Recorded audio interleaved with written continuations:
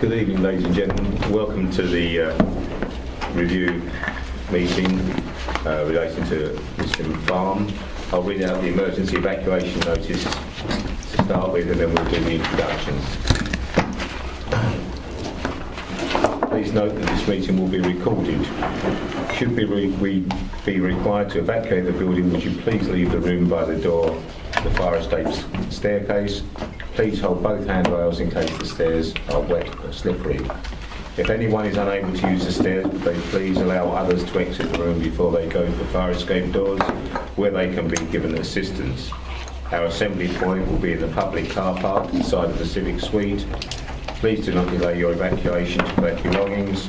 Please do not return to the building until given permission to do so by council staff. Good evening, my name's Dave Sperring, one of the councillors. Hi Chris, please take a seat. We've just missed the evacuations details, but I know you've heard them before, so yeah, fine.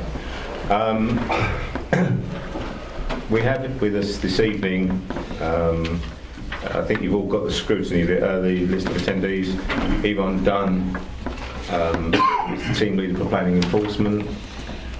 Martin Howlett, Principal Environmental Officer, Suzanne Armstrong, Essex County Council Enforcement Officer, and also, as it says here in the second group, Ian Ward and Angela Law. Just to introduce our colleagues here, all councillors: Robin Dray, Jack Lawman, George Jawanu, Chris Black, John Griffin, John Mason. I think you know Michelle and Paul Gowers. How we've structured this, we've had a few meetings and we have come up, we call them 20 core questions, which I believe you already had copies of. What we will do is one of the councillors will ask a question which hopefully you will answer. There will be supplementary questions subject to your responses, and then we'll carry on. When we've exhausted question 1, we'll go on to 2. If we find that answer 2 actually covers most of question 8 as well, we will say that we've eliminated that and then just move on.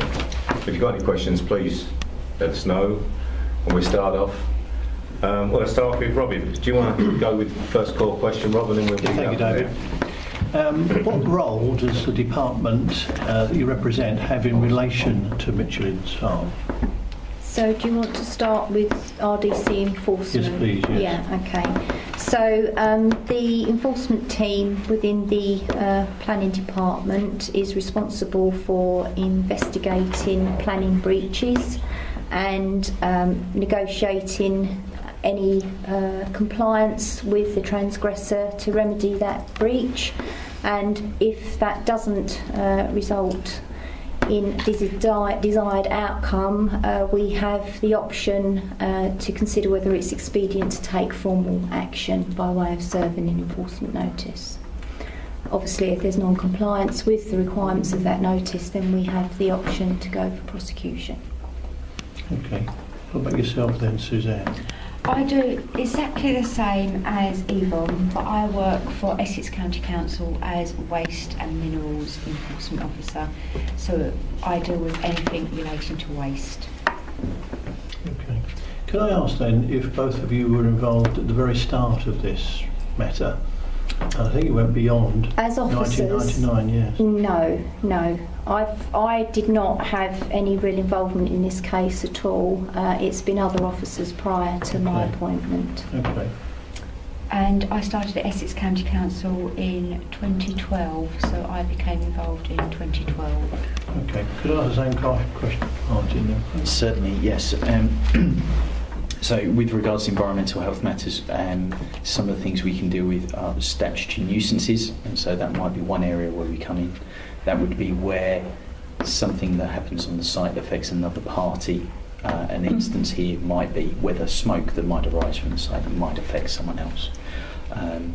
We can also deal, as the site is commercial in nature, there's specific legislation regarding dark smoke and emissions of dark smoke, so that would be an area we could be involved in.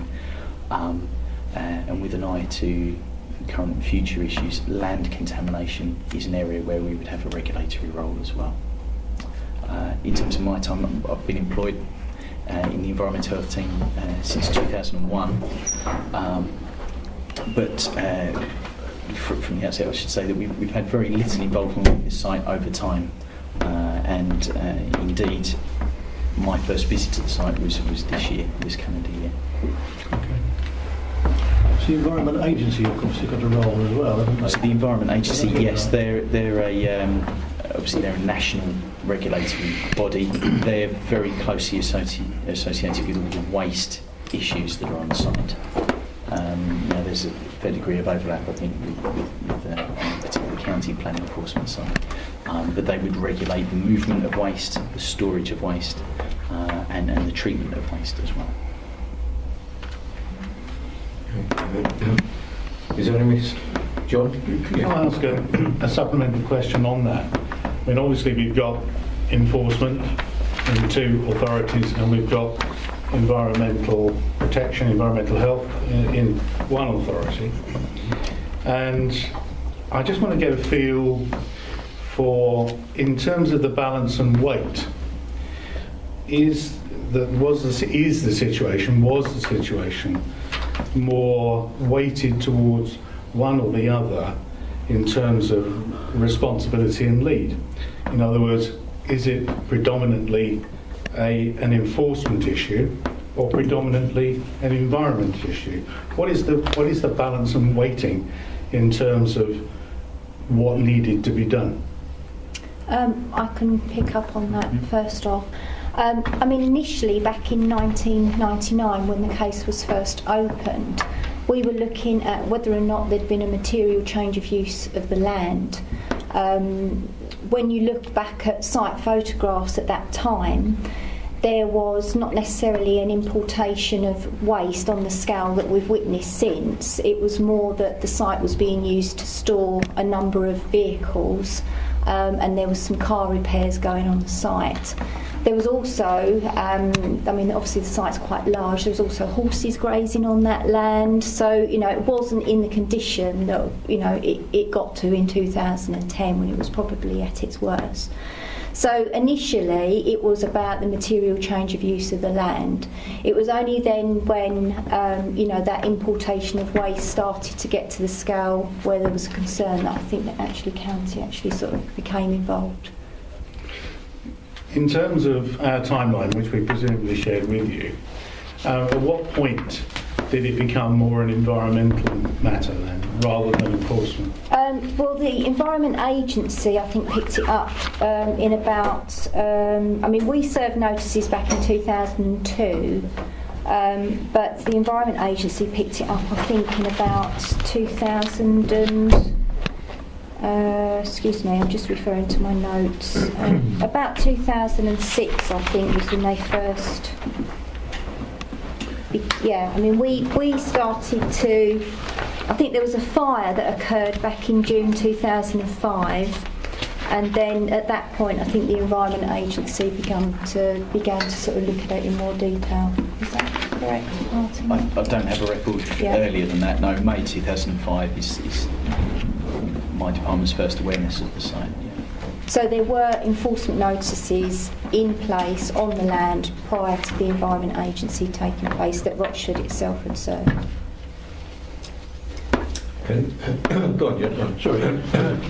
I'm listening to that, and I'll go back to 2002 when you say until against, but that's when you start to get the notice served. It takes a year to get statements according to this, and then your first summons is in 2003, and then we go through quite a long time. But so there's a question over the period of time it took, but also the second question is, we go through, when you look at the 2002 storage of waste materials, got vehicles, of course, erection of buildings, planning. So really, when you look at it, you've got across the board mix of issues here, waste and so on. Did any one of you, or did you all, what was the collaboration, and who took the lead? Who took the lead through this? Who was the lead authority, and how did you collaborate? Well, if I pick up on that Yes, point first, and then if anybody wants to add on, that's fine. At this time, the storage of the tyres wasn't, I mean, we did have some correspondence, I think, from the Environment Agency. The storage of the tyres wasn't considered to be waste. So the storage of waste materials, I think that was probably part and parcel of the cars as well, because some of the cars, when we look back at the photographs, they weren't actually roadworthy, so they weren't there to be repaired and then moved on. They were in various states of poor state, like sort of chassis, parts of the car missing, etc. So that could have been the bulk of the waste that was actually being referred to. However, I think there were pockets, when we look at some of the photographs, there were pockets of waste material, but I don't know whether or not the Essex County Council were involved at that stage or not, and that was when Tony was. So we have no record of what that waste material was? Well, we would have photographs, but I don't think, when we look back at the photographs around 2001, 2002, when we took the decision to serve the notices, it wasn't of the significant scale that we have looked at since then. It was predominantly, as I said, it's predominantly green fields with like just this small area that he had cars stored and some tyres stored. It's just that on that question, you've got quite a few issues there. Yes. Yeah. And it was enough for you to take prosecution, but it wasn't enough to involve other people. Well, as I say, I can't. I'm not saying you. No, that's fine. No, I do understand. With Essex County Council's Waste Planning Authority, we do. There is no real definition of waste. A district can deal with some, like if there's cars. Waste is something that you intend to discard or required to discard, so it means you're disposing of it. Even though it may be referred to waste, it may not be a definition of waste which falls under the remit of Essex County Council as Waste Authority.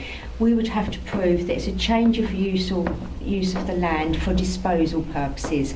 Now, even though it may refer to waste, that could still just become a district matter, so it wouldn't necessarily be something that the Waste Authority can be involved in. It would still fall within the district, and I believe at this time it was a matter that was being dealt with by the district and which a notice was served at that time. So you answered the question, it was the district that was the lead? At that time, At that time. At that time. Yeah, that's what I'm trying to establish.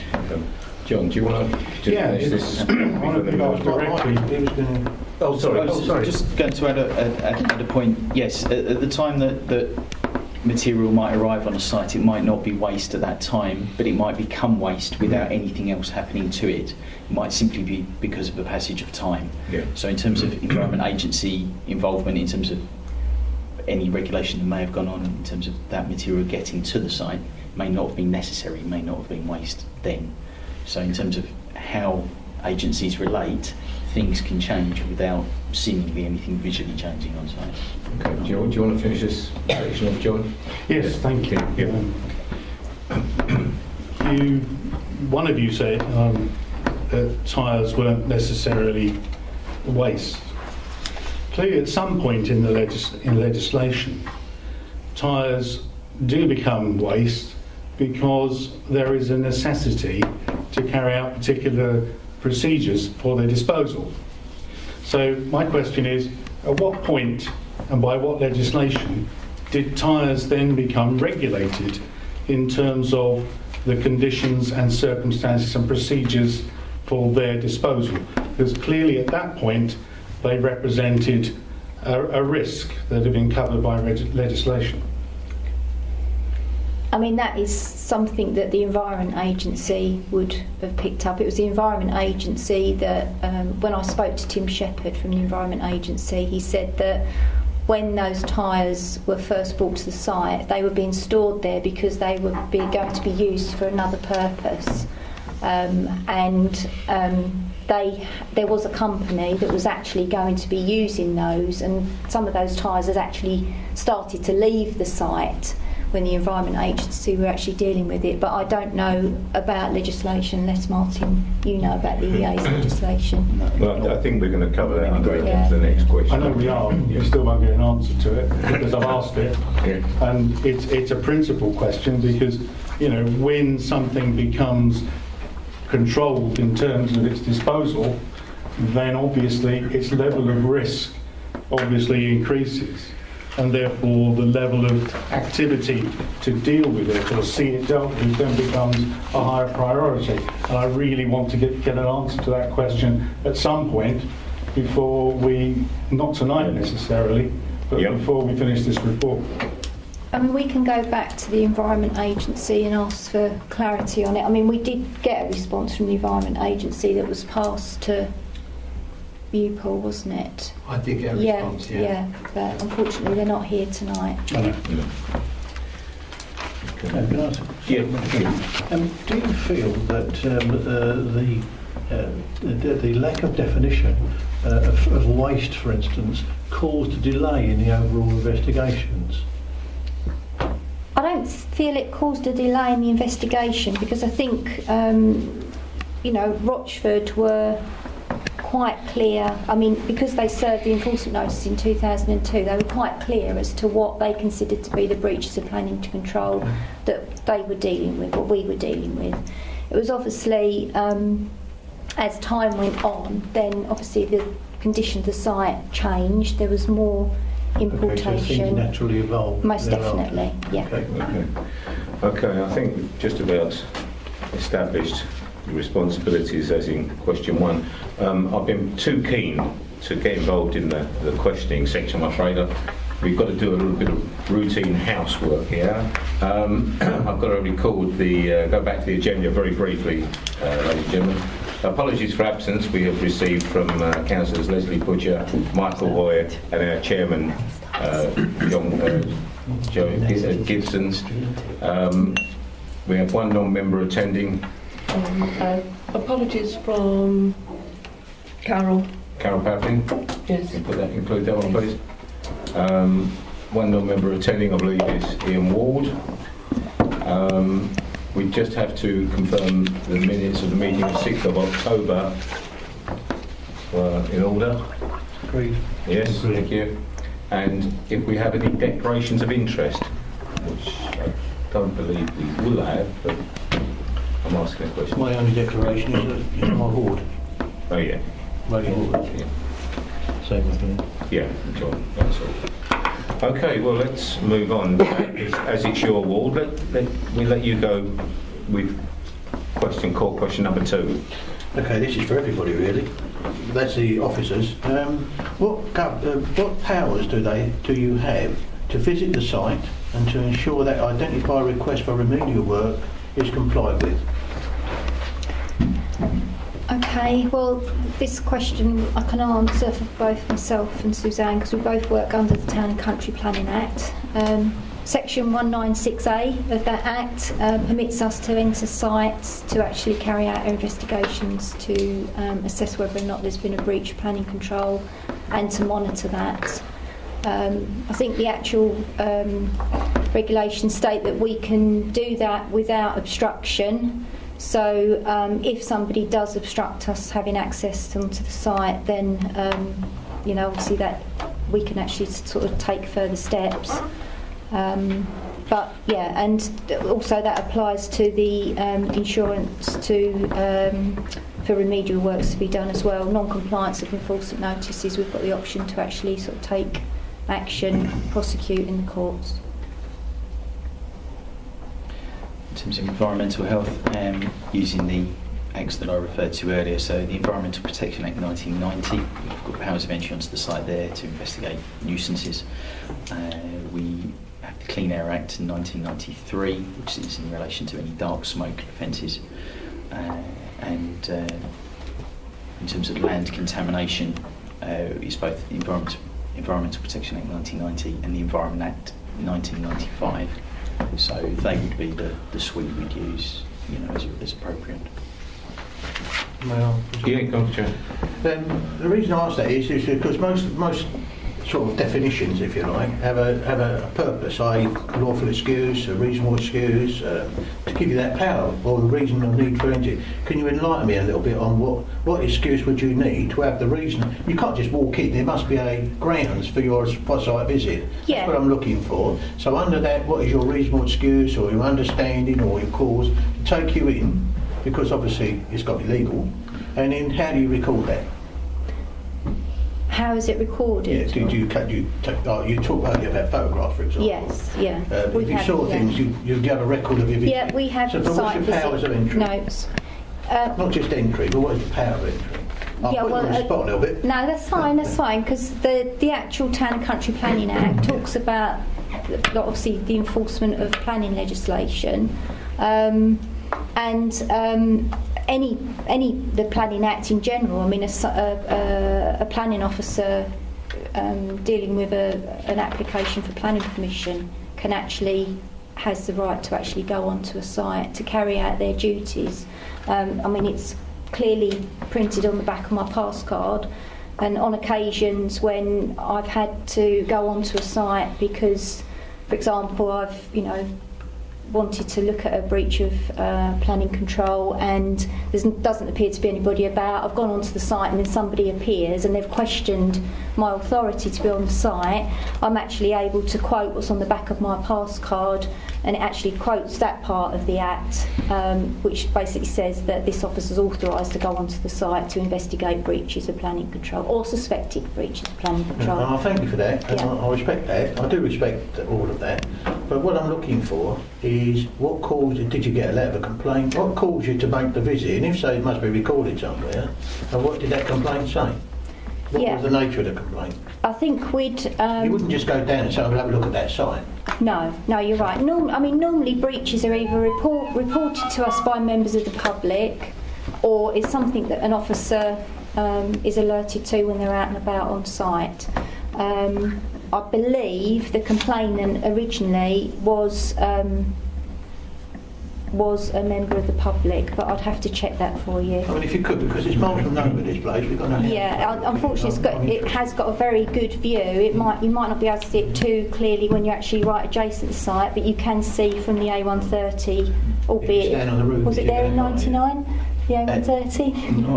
No, it wasn't. It's different once you say it. Yeah, but the railway Rail line passage. runs to the I north accept of the that, but site. I'm just interested to know how that all come about. you Yeah, see. but we can come back to you on that. Yes, please, yeah. I mean, obviously, we wouldn't be giving details because it's confidential, but we're happy to sort of say. Well, I don't mind if you have to edit someone's name. Yeah, I don't mind that. but you want to know whether or Just not it's the a reason, member yeah. of public or whether or not it was a Yeah, council please. officer. Brian, is seat there or Mr. Robbins? John, do you want to, while we're on the visits and why they were the visits, do you want to tie this in with core question 10, which is the numerous site visits and what were their purposes? Yes, I'd love to. The timeline was very helpful. I'm grateful for it. If we Obviously, can go on to question 10 and John will come in on the tie it in with that. Okay. the time that obviously you gave to it. I'm a little perplexed about the entry on page 5 of the timeline, which May 2013 site visit, no details at all. November 2013 site visit, no details at all. That's within, living memory. So it doesn't have the excuse, I feel, that, you guys weren't in post or something, and at least there should be records as to who went on the site visit, what the purpose of the site visit was, and more particularly on those occasions, what was observed, and were any actions considered. Okay, sorry. Sorry, I can answer that go on one. then. The reason being is we both had different enforcement notices on the site, which will probably come up later in time.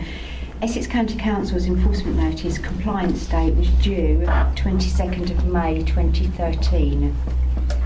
So therefore a visit was carried out in May 2013 to check compliance with Essex County Council's enforcement notice. The visit would be recorded under Essex County Council's information. Due to the site, it would have had to be all officers, the Environment Agency, Essex County Council and Rochford all visit the site together to take photographs of what was seen on that day. But you've got no record to share with us? I have. I have records, yes. And the same for November 13?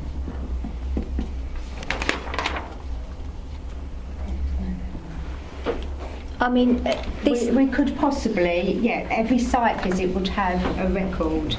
Right, Yes, and photographs. Can you give us a report on those site visits after this meeting? Yes, it will. If I just pick up here also, Councillor Mason, is that this is possibly an oversight on my part because I was asked to put together the remaining timeline and it was just a case of plotting the activity on the site. Hence, I just put site visit. I mean, I could have quite easily have given some more detail, so that was an error and oversight on my part. But I can go back on the file and look to see what the officer actually observed on site. He would have no doubt taken photographs, so we can fill in the gaps there for you if it would be helpful. It'd be very grateful. Yeah. Thank you for being so open with that response. I really would like to see could we see the originals of the reports, please, rather than a précis, because those are critical periods, and Yeah. I'm What I'll do sure other is members would like to see these. Yeah, I mean they will just be like handwritten notes that the Yeah. officer would have taken at the time That's of fine. site. Yeah. Yeah, I fully understand. yeah. Do you want to come in, Jack? Or If I may, Yeah. Mr. Chairman, sorry, John. Have you? That's fine. Yeah, go on, Jack. I wanted it. They're collaborating. See, the thing is that we come back to my first question. You said, sorry, if I'm pointing, I don't mean Yeah, to. no, that's fine. But you said, for example, oh, I've got this and blah, blah, blah, and the lady up the end here was a little bit sort of like, a little bit puzzled what you were going to say, and I come back to this point. What was the joint action? You seem to have all been doing your thing, and I'm not saying you wasn't, but you don't seem to have collaborated and made a joint attack on Well, this issue. can I say that I think Okay, Jack has number moved one. on to core question number 4. Oh, you know. I'm sorry. I apologise. So That's all right. yeah, obviously enough of the other questions, so we'll move on. I mean, I think it has naturally moved into core question number 4, which is, do you have an agreed strategy that you follow? And I think we've pretty much started to get to this area now. So perhaps you could enlighten us if you do have an agreed core strategy, or how you addressed the situation you are now finding yourselves in. Yes, I mean we do have a guide to enforcement which details how we sets out how we deal with enforcement cases. I mean that's a council document. With regards to this specific site, as been explained, we've all got our own areas that we deal with, and initially it was planning enforcement at a district level, and then obviously we did then start to collaborate with Essex County when we realised that there was more of an issue with the importation of waste. From 2005, I think Environmental Health were also in correspondence with the Environment Agency. So I think from sort of the mid-2000s, then there was more of a collaborative strategy. But at the same time, we've got our own fields that we're actually dealing with on the case. Go on, Jack. Yeah, that comes across. Right. Yeah, that comes across. There's no criticism of you personally, but what I'm looking at is here we have a situation. You've only got to look at this running log of what's happened. Is that we've got a serious. There's no question. There's a serious development here as it progresses. It snowballs. It gets larger and larger. And what seems to be immediately coming across is there was no joint process. You're all doing a process. I'm not saying you're not, but you don't, because if I went to me personally, I could see this if we were all collaborating together as one case. You would have far more impact on whatever it is you were trying to resolve, because the evidence you've all got together would be greater than you all working apart. And that's the impression I'm getting, that you're working individually. Yeah, I mean. Perhaps I'm wrong. Yeah. I think the reason I could answer the bit relating to May, I don't want to go into too much confusion. Watchford started many years before, and there were some notices served. Now, Essex County Council came in 2009, 2010. So we also served a notice, unfortunately, notices are appealed, and the inspector on our particular notice gave an extra year.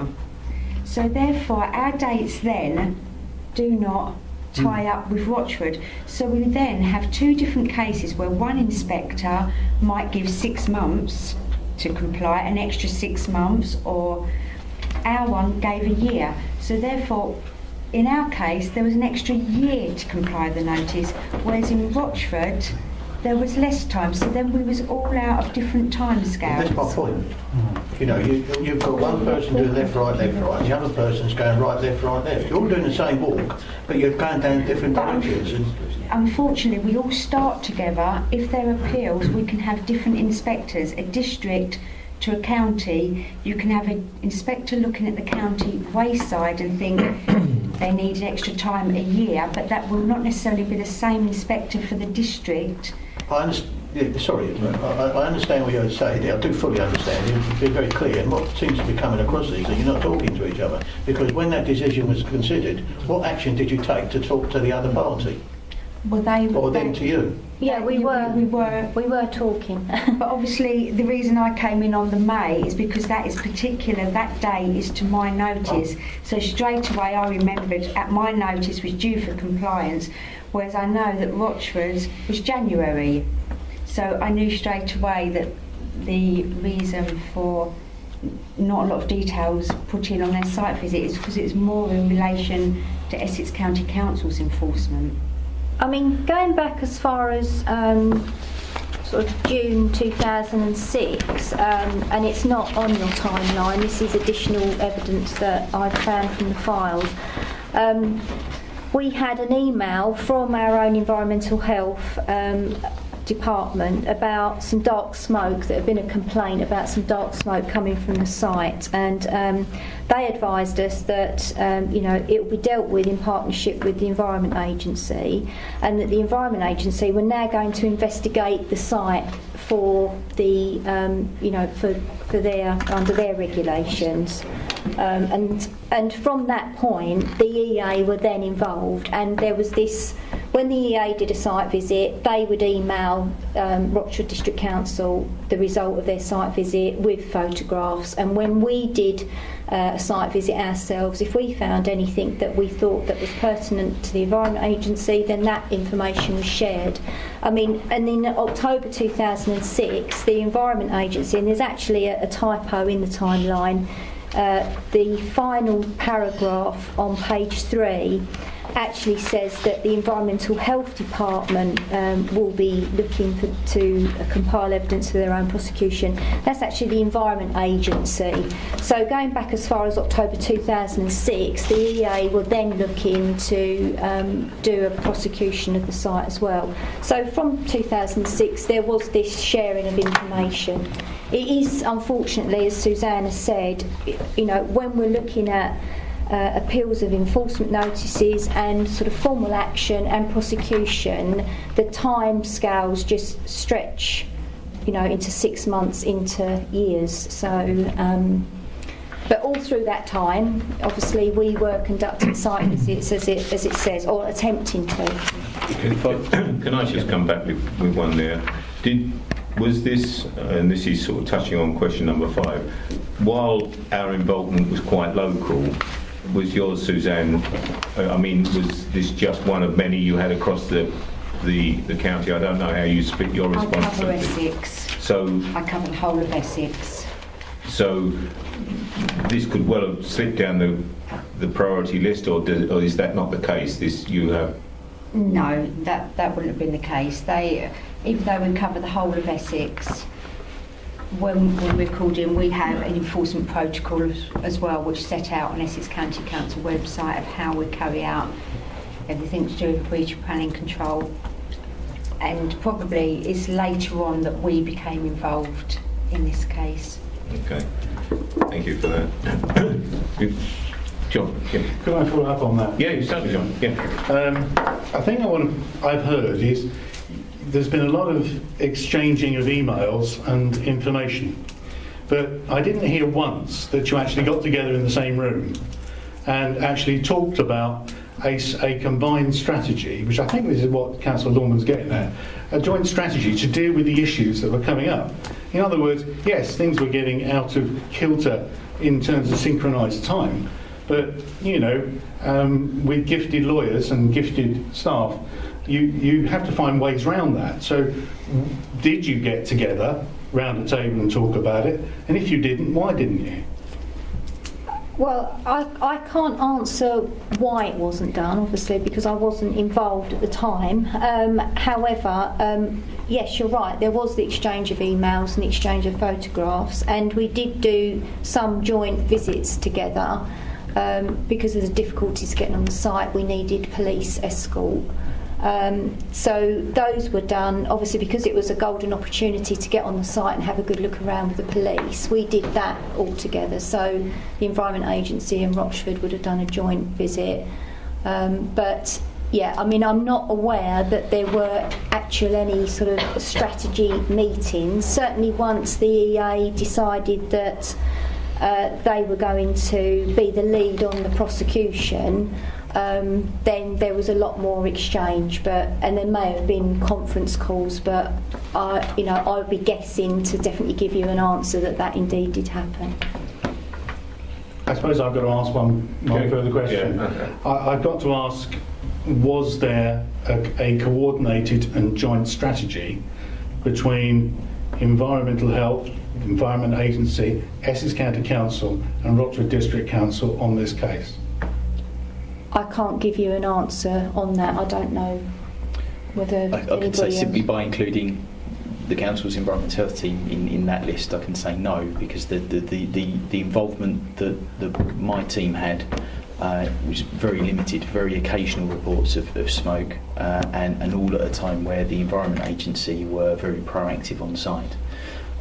So no, we weren't involved in a strategy, but just to reinforce the point made earlier, it's an inherent part of the way we work is intelligence sharing.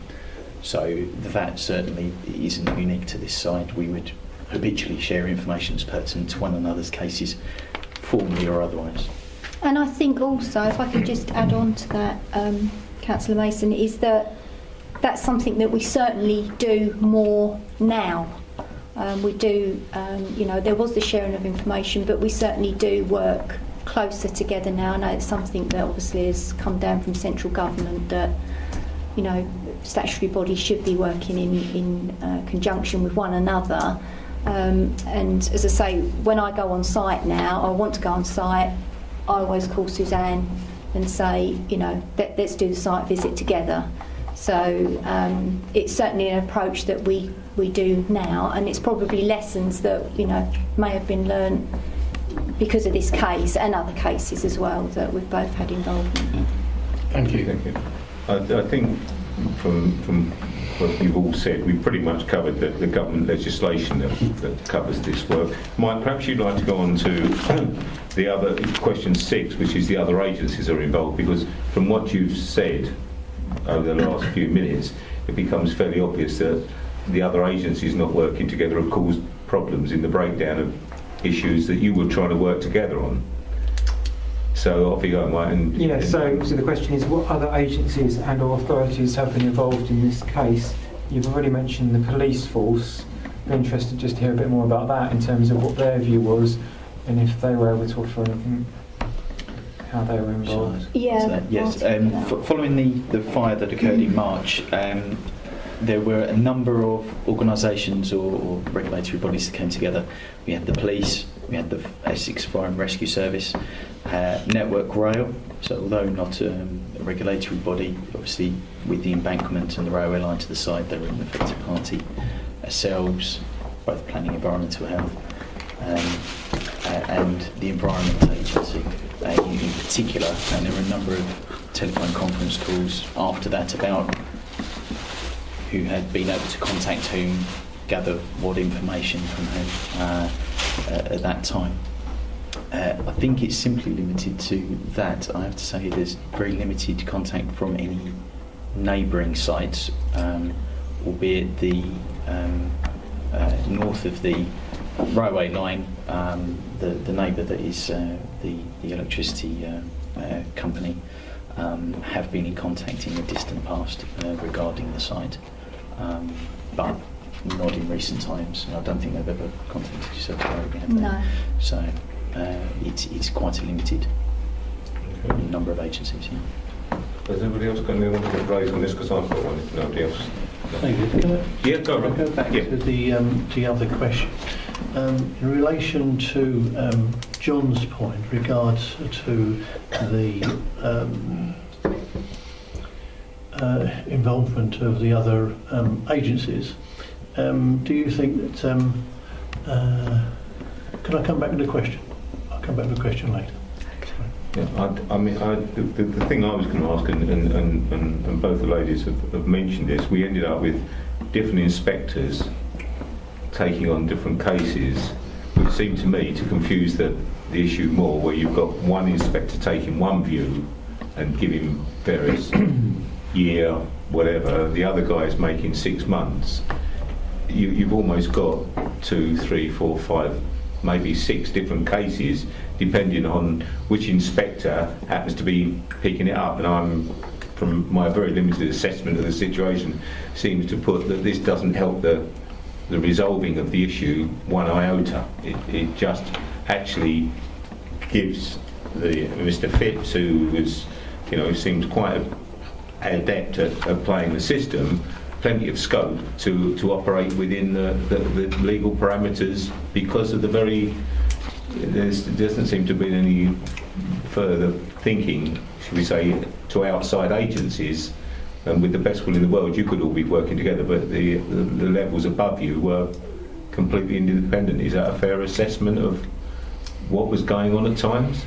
I think it would be wrong for us to speculate as to how the planning inspectorate allocates its inspectors to certain cases, but a lot of the time it does depend on inspector availability, when these dates are set. So unfortunately it does happen sometimes. Quite often when we've gone to court, it's quite handy if you've got the same judge, because we've had judges that have got planning experience, and that's been very helpful to our case. But it is also the case that you don't get a judge that's got planning experience. So I should imagine it's the same with the inspectors. Well, not that they haven't got planning experience. But. Yeah, Dave. Yeah, do you want to go back now, Rob? In regards to, I'm pleased to hear that you now have strategic meetings between all the agencies, and that's a lesson that you've learned. But do you think that if you'd had a strategic meeting between all the agencies in this particular case, that it would have been resolved quicker, or it would have been easier for all the agencies to do things in a better way? Well, it would certainly have helped with developing some sort of strategy. Whether or not it would have actually had any effect, again, is speculation, because a lot of the time, as I say, it is the fact that we had difficulty getting on site. That wasn't just us, that was the other agencies as well. We have to make sure that we've got up-to-date evidence before we go for prosecution, so you do need to get onto the site to get that evidence. Then you've got, setting of court dates, etc. So all those delays are things that, unfortunately are out of our hands to some degree. So, yeah, I think that, to have a strategy where all the agencies do actually sort of sit together and decide on a plan is certainly the best way forward, but whether or not it would have had, an effect on the speediness of actually where we got to where we are today, well, we can only speculate. Before I come to you, Jack, I think we've effectively drifted into question number 7, which is about the speeding up and slowing down. So, Jack, do you want to carry on? If I could just before that, because it might be in the question, I don't know. Yeah. I've listened, and this, again, you've all gave a good account of basically your history, but clearly you've all had the same issues, but for different different positions. It's a legal question, really. It's and it's really, first of all, each department or each agency, what do you class as a serious issue? So in other words, from a 1 to 10, if you like, where does this start to progress to that top of the ladder? And if so, you're all having prosecutions, and you're saying like this case went off to this date, this went off to that date. Was there any legal cooperation in terms of statements? Because one person could be saying one thing to you and then saying something different to Michael, something different. And so, did you share your evidence? Was there a common legal framework for this, for prosecution? And why? If not, why not? Because although you've got different enactments and different laws and so on, I'm sure a joint prosecution under the right circumstances may be appropriate. And I'm just questioning that really. But if I could just, before I go on, if I could just come down to this, number 7. Has the is it 7 or 8? Sorry, Chairman. Yeah. Which one do you want, Jay? I'll take either. Has the multiple agency departments involved in... No, we've had that one. Yeah, I think our officers have effectively answered that one. So then the next one, which agency department had the lead role? We've done that as well. We've done that as well? Yeah. Well, only at the start. At the start. Yeah, at the start. Yeah. But perhaps you would just elaborate, because of what we've heard, and we're getting a better picture of the problems that you faced for not necessarily your own reasons, but because of outside factors.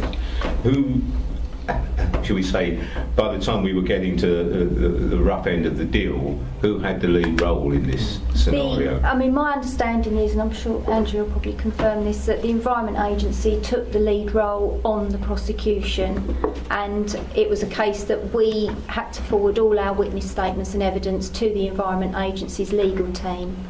So we shared the cost with the legal cost, but they took the lead. When was that? Can you tell me? That would have been in 2012, I believe. When was it called? Was it? The EA issued their summons in July 2011. Was it 2010? Yeah. Oh, so it's July 2010 on the timelines, confirmation from EA that their legal team will lead the joint prosecution. Right. So that would have been from 2010. So it'd be their agency doing Yeah, and we was the officers, enforcement officers, did their witness statements. There were a number of statements, and they were all forwarded to the EA's legal team, and they took the lead. Right. So they're the senior agency, for want of a better phrase, yeah? For that prosecution, yeah. Was that to cover the waste and all the other issues, or was it specifically about one item? The Environment Agency, I believe, were dealing with the tyres. Yes, it was. Yeah, it was. But The various waste They didn't take on your planning offences. But they also did our... Oh, okay. Yeah. They presented the case. Yes. For our planning side of things. So we've established who took the lead when we start getting to the messy end of the scenario, which was the Environment Agency. And I think we pretty much established, initially all the different agencies were effectively working independently. It was only subsequently that you started working as a team, perhaps when you got involved into, and not necessarily because you went out to deliberately work independently, but because you all came into areas where you were all responsible for different aspects, you had different enforcement issues, and you were going down different roads. Is that a fair reflection, or was it more coordinated than seemed to be the case? From sort of 2006, we were definitely sharing information. The Environment Agency had to conduct their own investigation, and they did advise us that their investigation would be quite lengthy because they wanted to do periods of covert surveillance, because they were interested in actually having evidence of as many people as possible being, actually visiting the site. So they set up sort of covert surveillance to actually gather that evidence. Did they liaise with you as well as you appear to be liaising with them? Yeah. Oh yes. Yeah. Whenever they had some activity on their case, then they would actually liaise with us, and we was regularly, because we were still chasing the compliance with our own notices. They were regularly advising us that what evidence they'd witnessed when they'd gone on the site, and vice versa, of course. John? Has contamination of the water table ever been an issue at Michelin's farm? Post the fire in March this year, Right. yes, the Environment Agency certainly confirmed that the watercourse and the aquatic life were affected by the result of having the fire. So a combination of leachate as well as maybe the retardants used to extinguish the fire. Right. Prior to that, I don't have any knowledge, but simply by being involved in that particular case, I know that's certainly true. Thank you. Okay, Councillor. So I think we're effectively probably up to about question number 11, which I think Councillor Mason would like to. But before we progress on, should we say, for the more recent issues from, as it says in question 11, is there any questions that you want to raise up to what we've discussed so far? John? Just one general one. From the very beginning, do you feel that you were misled by the landowner? Did he promise to carry out actions and he never complied? Was he deliberately lying or misleading you from the very beginning? Well, obviously, I mean, my own view from looking at the case is that we had periods of compliance and then non-compliance. Mr. Phipps had various planning agents that were advising him at various stages, and then those agents would change for whatever reason. Okay. It does appear on the case that when he had a planning agent advising him, there were periods of compliance, because he was probably, and this is only my view, being advised that really he needs to comply with the requirements of the notices. And then there appear to be periods where there is no agent involved, and then that's when there seems to be more of an increase. So, there, as I say, periods of compliance and then periods of non-compliance. Thank you. Yes, George, go. I've heard all the questions and answers. Well, there's one key question I would like to ask. Through the whole process, it appears that you were working, like Chairman stated, separately, but now at the end, have you gone back and modified your processes so you can actually work more effectively? And if you have, could you actually share those changes with the committee? I mean, there has. I mean, I've been in post since June, and since then, myself and Suzanne have done 2 site visits. I mean, there has been no actual formal modification of any sort of written processes, but it's certainly my approach that it's far more productive that the 2 bodies actually work in conjunction with one another. And we have also been in contact with the Environment Agency as well, to get updates on their position, etc.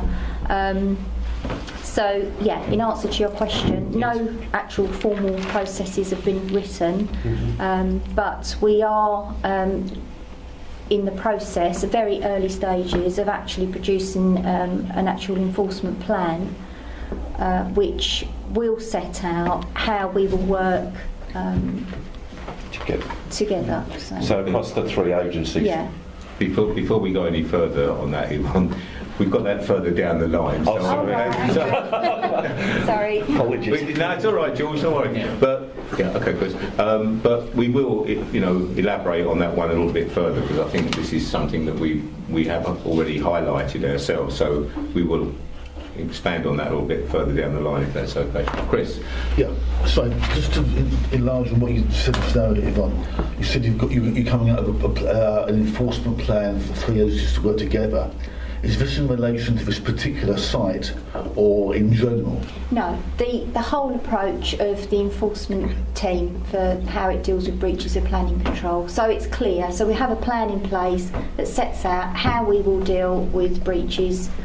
So everybody's clear in the public, parish councils, etc., what the enforcement team actually, how it operates, and what it would consider to be serious breaches and minor breaches. Okay, thank you. So I am aware that, as the Chairman said earlier, there are several hundred enforcement cases always ongoing in Rochford. Yes. And I don't know whether you have a list in your head of which is the one likely to cause the most trouble, whether this is whether it's the one in your head right now that you're talking to your voters about in the future. But are you feeling more confident that if we get something on a similar scale, we're more likely to, and we, in the general sense, are more likely to be able to head it off and deal with it. Chris, can we hold that for a Okay, second? that's fine. And we will come back to it. It is further down the Fine, list, thank you. and we will definitely come back to it. But can we just progress with these ones? Yes, But sir. no, I know it's there. This is where do we go after this? I think John, you were quite interested in this question 11. If you'd like to, Was I? yes, Oh, okay. about the August to April, what happened? Okay. Well, you've seen the question, so I'm just going to trot it out, and then I'm going to ask you another question because I read the timeline a bit further, and another question's occurred to me. Question 11 actually is about was any action taken between August 2007 and April 2008, and in particular, August 2007 talks about a site visit where the rubble was viewed being delivered to the site, aerial photographs showing an amount of waste that had increased since 2003 and not reduced. And then in April 2008, the Environment Agency successfully prosecuted 2 men, presumably they were 2 relevant men, for burning waste materials at the site. So the question in this first part is what happened between 2007 and 2008? Yeah, okay, I can answer that. There is an additional point which I found within the files that in February 2008 we had contact from Essex Police to say that they were carrying out their own investigation on the site. I'm not quite sure what the details of that were. But they advised that they would be going down to the site and would we like to join them on a joint visit, which we did do with the Environment Agency. So there was a further visit done in February 2008. But I think what is more relevant at this period is that the enforcement team was dealing with another case within the district, which was again a waste-related matter.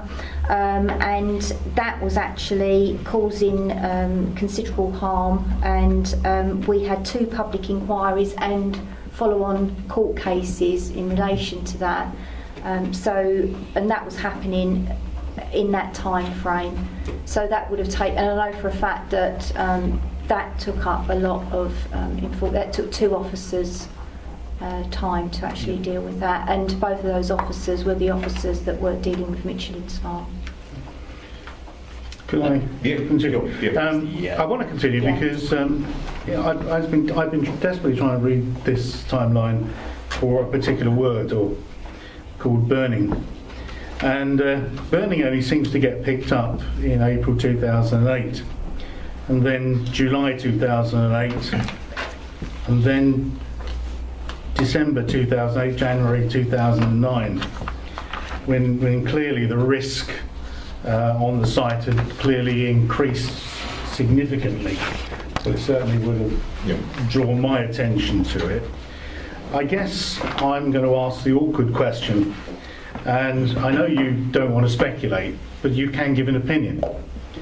And the opinion I'd like you to give, anyone who'd care to give it, is given those sets of circumstances where the risk assessment had increased so dramatically to include burning, could this event in 2014, could that have been foreseen? Because that was the first evidence of burning. It doesn't take too much extrapolation to consider, how far that risk could go. So opinions, please. Sure. Within the time span of the timeline that I managed to establish from the records that we have, the first involvement we had in something relevant to the discussions today for the site was in May 2005. From that, I have 8 separate records of instances relating to the site. The 8th included in the fire in March this year. There is a big gap between September 2006 and April 2010, where there is no record of any complaint or any reference to additional observations of smoke from the site. In fact, most of the observations made are from motorists who observed the smoke and called in. Some were local residents, some weren't, but they were generally motorists. We have one instance in January 14 where police reported smoke across the carriageway, and we had an instance in 2012 where the fire and police services had attended 2 simultaneous fires on the site. One wood and one rubbish, was how it was described at the time. With the Environment Agency being the lead authority for waste matters, inappropriate treatment of waste, i.e. burning it, would have been one of the offences that they would have been progressing and investigating as well. Yes, it's fair to say there are clearly the instances of burning on the site prior to March 2015 with the significant tyre fire that did occur, but not anything in great volume such as came through our team. Not to So say you don't think it could have we been were foreseen? aware of obviously the prosecution and the Environment Agency were very open about their investigations as well. There was information sharing, but it's really quite limited in nature in terms of burning reports that we received directly. Sorry, Martin, I overspoke you there, and I apologise for doing that. I thought you'd finished. So summing up from what you're saying, I get the impression you're saying that, in your opinion, it couldn't have been foreseen. The very specific nature of the incident in March, I think burning would have happened on occasions. In terms of the scale of the incident that happened there, I couldn't speculate as to whether the Environment Agency would have thought that was likely, but I think we can assume that fires would continue on site, yes, but not necessarily on the scale that came to be. Anybody else want to contribute to that? Go on, Rob. No, I don't mean us. I mean sorry. our visitors. Any thoughts? Any opinion?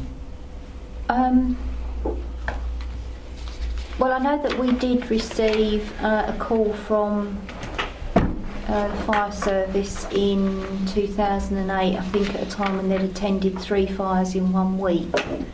And obviously those details will pass through to the EA, the Environment Agency. I can't really answer for what the thoughts were of the officers that were dealing with it on the time. At the time. I mean, I know that's probably not what you want to hear, but I think with any site, there's always an element of risk. But as to how you deal with that, I mean, I think that we were doing what we thought was required to deal with the breaches. I mean, at the time when we received this call, we were in that process of working with the EA to formulate this joint prosecution.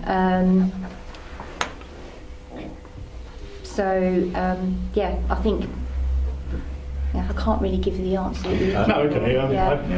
It was an awkward question. But I've got another one as well. I'll come back, Rob. Hindsight is a wonderful thing. It is indeed, yes. Yeah. And obviously we've all learned from this. Do you think that, given a similar situation and a progression of small fires, you would look at this, or the Environment Agency, whoever is the lead body, would look at this scenario differently because of what you've learned from the past experiences?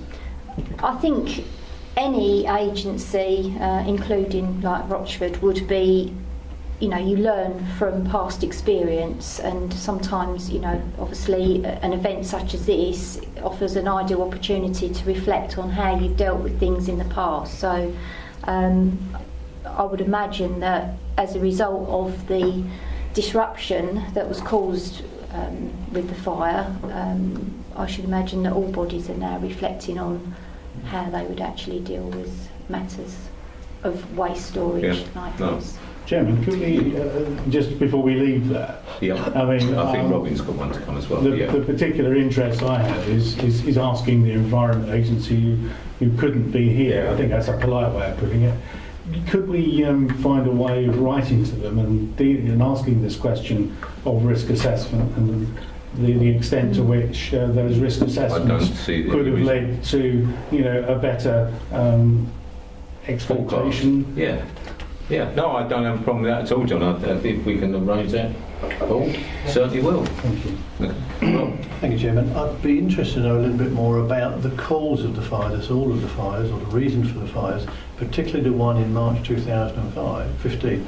Was it simply a case of the burning of the waste that got out of control in March 2015? Are you able to I answer? Because you think the safety thing is, I don't think that was determined. Certainly Not the been police determined, the didn't reason. get very far with the interviews that they did carry out, and I don't think they established whether we're looking at whether the fire was even deliberate to start with. Interesting. I believe the fire started in the early hours of the morning, is that right?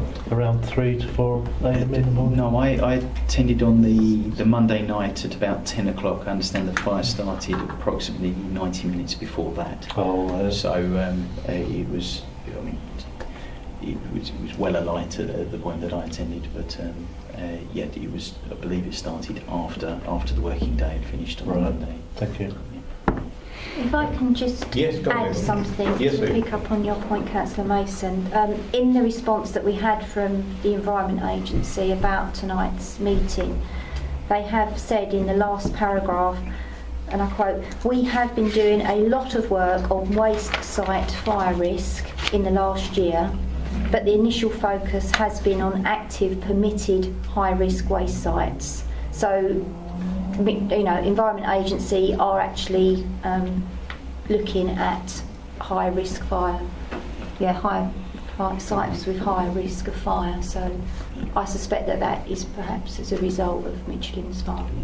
So if I may augment that, certainly the fire service as well, alongside an industry body for waste management, are also looking at revising their guidance because of the current phenomenon of waste fires that are happening. There are at least one a day of significance across the country, and in terms of reducing the burden and the bad name the waste industry has across all waste material types, unfortunately guidance tends to end up being used obviously by regulated sites, legitimate sites, of which clearly this wasn't one.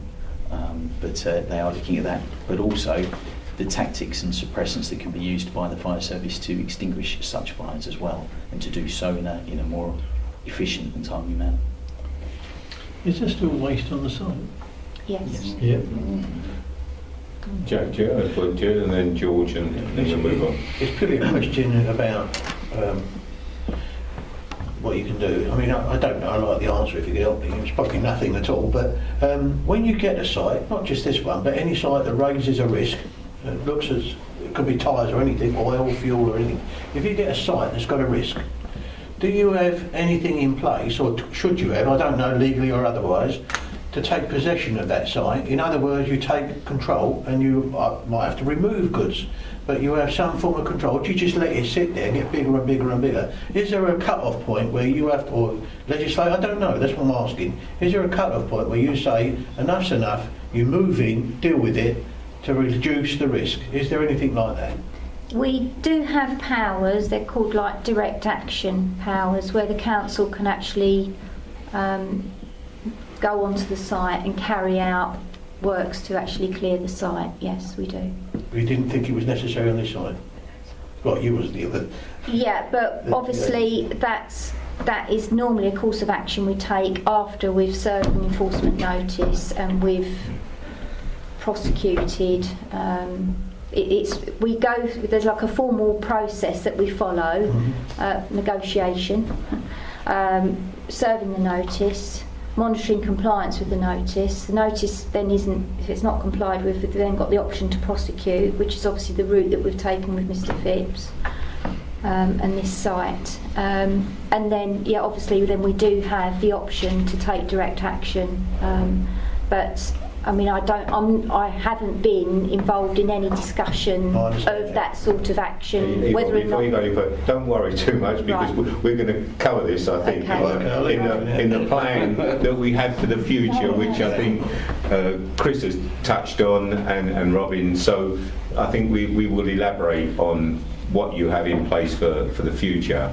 Otherwise, we're going to be jumping up to question 19, I think, and we've still got a few. George, have you got something on this? No, Yvonne's already answered it. We've still got 2 questions predominantly outstanding on your area, which is one, are there any enforcement notices still outstanding? Yes, there are. Yes. We've got 2 enforcement notices that the requirements haven't been complied with. However, we've had a discussion this evening prior to this meeting about whether or not we can actually revisit those actual notices because of a court order that was issued by the courts, and it's something that we need to look into further on a legal basis. Right. Jack, good. If I may, there's a question sort of you just led me into there really, is that I noticed he got prosecuted £15,000 and then there were costs. And I've known in the past where people, which he did, he went to prison for non-payment of fines. Was his fine written off for that prison? Jack, hang on. No, you're jumping again, Jack. Oh, it just triggered me off. Yeah, I know. Otherwise, we'll lose where we're going. All right. I think it's question 15, Jack. Sorry. That's okay. But yes, there are, and this is obviously what you're looking at now is going to be very much in line with the plan that you're going to have as a future line of operation, which we hopefully will cover in a little while. I think the last one actually probably comes down to you, Martin, where it says the last site visit was in August. What hazards were identified, and is there any further risk of further incidents at this site? The last site visit in August was undertaken by my colleagues here rather than myself. I've come to understand that there was another fire in August, but again, there was no direct contact to us about that from any party.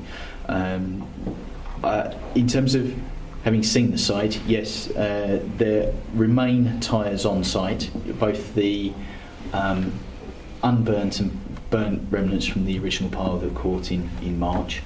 And then there was a separate collection of baled tyres which were a bit deeper into the site but still on the side where the railway embankment is. And I think Yvonne will be able to tell you more about the other types of waste scattered across the site and deeper in. But in terms of tyre fire, yes, but there isn't the material on site for anything to be of the scale that we saw in March. Much fewer tyres in specifically than were alight in March. Still going to be significant, don't get me wrong, but not at that same scale. I wouldn't like to give a percentage difference, but significant. Brian. I pass it twice a day, so I know there's still a lot of tyres there. You did say that you would, if the person was prosecuted, you would go and remove the contaminated waste like tyres. Why haven't you done it now then? Mr. Phipps has been prosecuted. There's still a risk of a fire from the, must be at least 1,000 tyres there. Why haven't you removed that so you can eliminate the risk?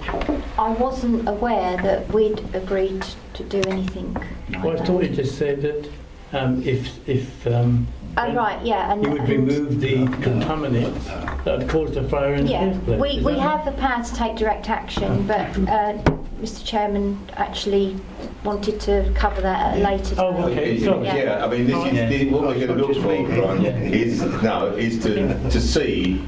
You know, we've basically up until now we've highlighted the issues that were led up to the fire in 2015, etc., etc.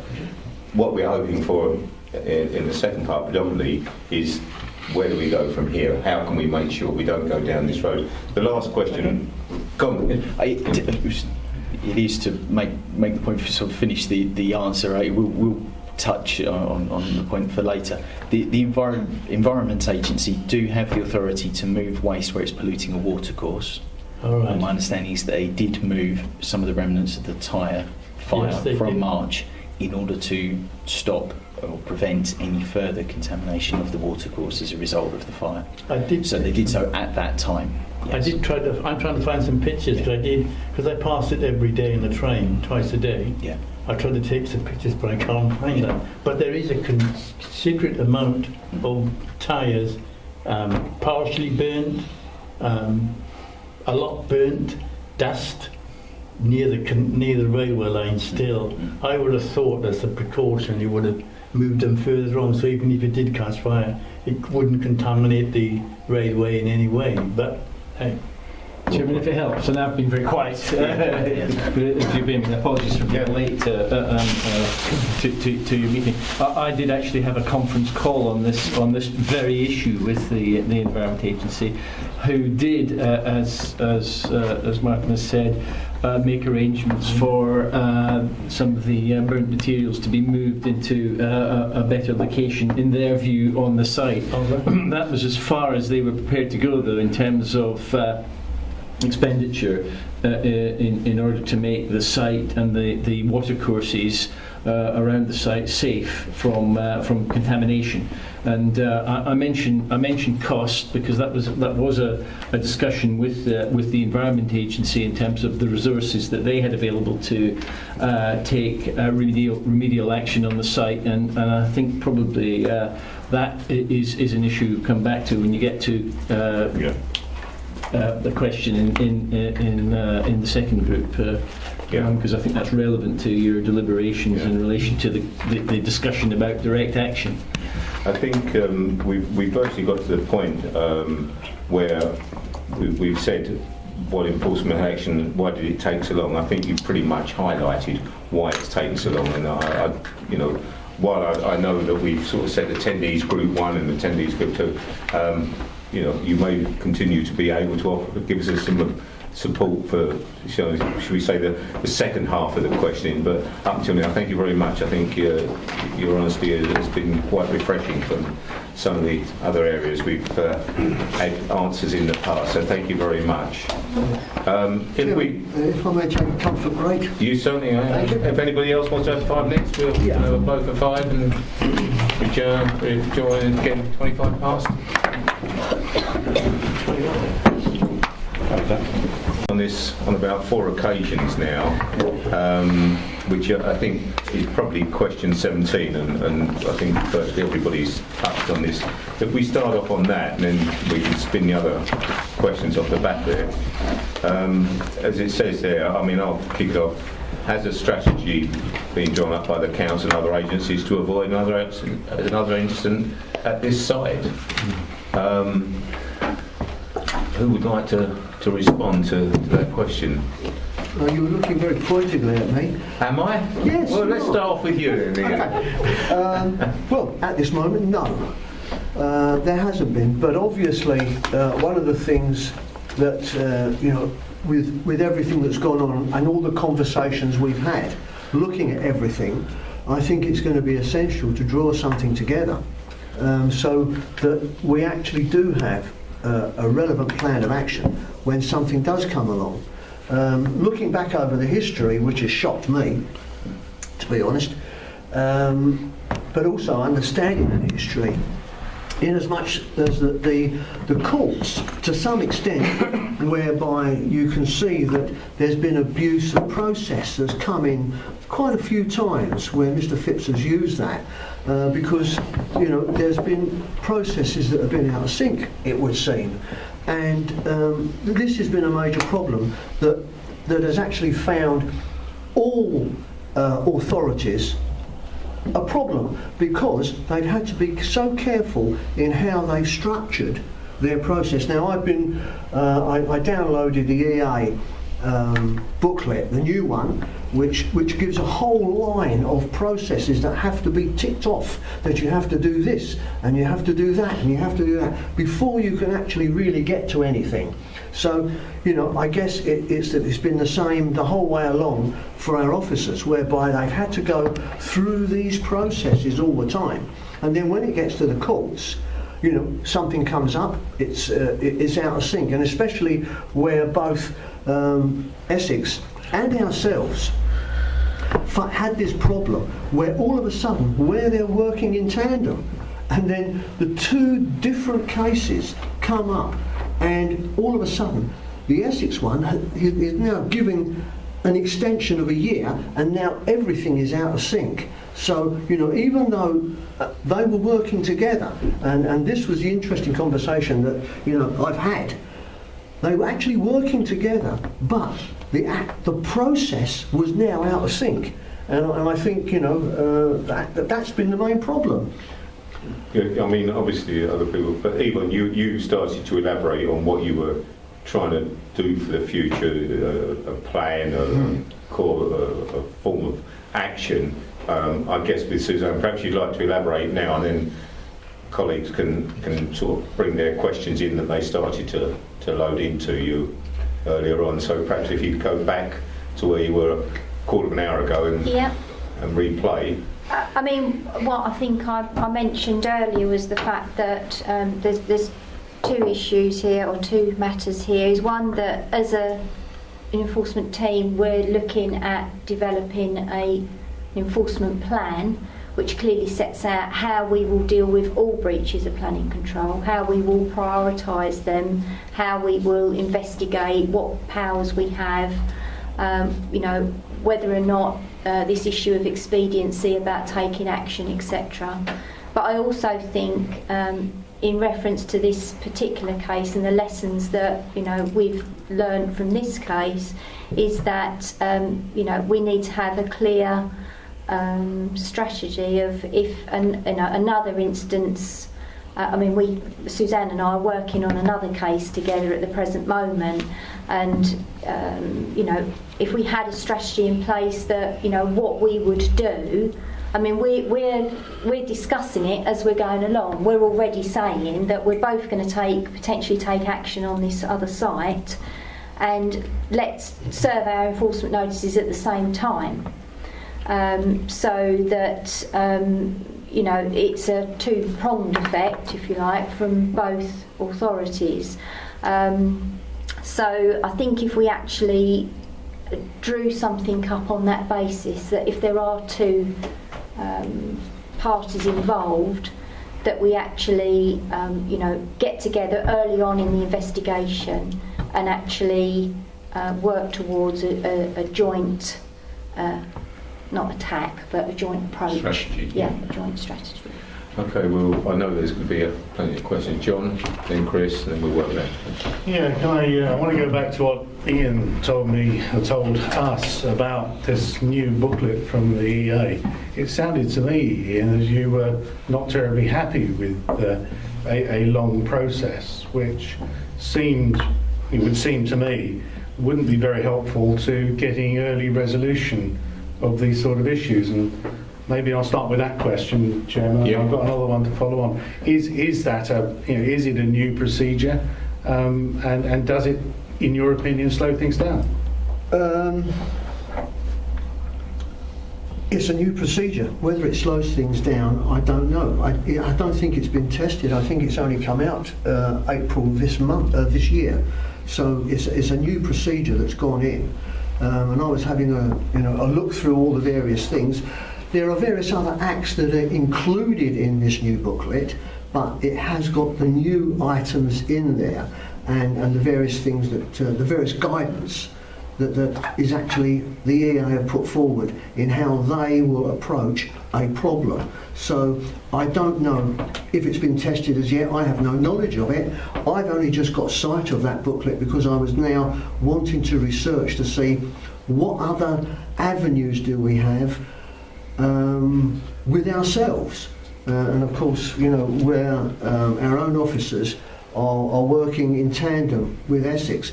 You know, literally trying to formulate something, because at this moment they're working on something.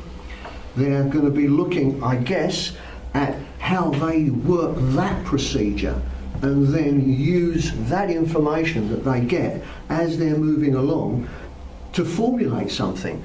And I think that's the only way that we can look at going forward. We can look at the guidance that is offered, you know, from EA and the way that they are producing things. And I guess you're probably more familiar with this new guidance. Afraid not. You're not actually. I haven't seen that. Okay. No. Yeah, But, Chairman, I think we need that to include it as part of our review. Yeah. So in order that we can make a judgment upon it, and because we can have opinions, and also it will help obviously inform Essex and Rochford enforcements as to whether, you know, that gives a relevant steer to where to go. But Ian's put his finger right on the button by saying clearly, you know, the action we take next is about putting it right and putting it right quickly. Yep. What I can't quite understand is if the courts have got out of line with regard to the various actions, is there not a procedure where you can go back to that court and say, look what has happened. We want to ensure that it doesn't happen again. We need to progress this. The decisions you've made need to be reviewed. So is there any sort of mechanism that we can take it, we being the collective and collaborative we, take it back to court and therefore redress the balance? I guess that is very much a legal question, which goes to how any appeal actually is processed and the way in which they obviously look at things in a silo. They don't look at anything that's coming along. They only look at the actual issue that is there in front of them. And maybe Angela could Sorry, probably... Chairman, if I may clarify. Yeah, sure. Councillor Mason, you made reference to the courts. Now, just to clarify, there was a difference between the enforcement notices and the appeals at planning inspectorate stage, and I think that's where Suzanne was saying that different planning inspectors gave different timelines to enforcement. With regards to the prosecution and the court action, that was a joint effort with the Environment Agency, and there wasn't an issue there with regards having to go back and say it's not in keeping with that, because that is a separate jurisdiction altogether. So there's a difference between the planning inspectorate and the actual court, as in the criminal courts, the magistrates' courts, the Crown Courts. So. Thank you. That's very helpful, because it helps me focus on the next point. Let's say, well, surely we can go back to the planning inspectorate, the chief executive of the planning inspectorate, and point out the error of their ways and ask for assistance. Well, yes, I can. Well, yes, I delight in being popular by asking the awkward question. Can I just make a point, the Chairman, if I may? I mean, I think I think the point that Yvonne's making about looking to see in a more holistic way, if I can use that word, from now on, about how we can work with the county council, if it's relevant, or the Environment Agency on dealing with particular issues is a very good one. But I don't think we should lose sight of the fact that one of the challenges that we faced with this particular site was, as you've heard, things started in a small way. There were particular circumstances behind the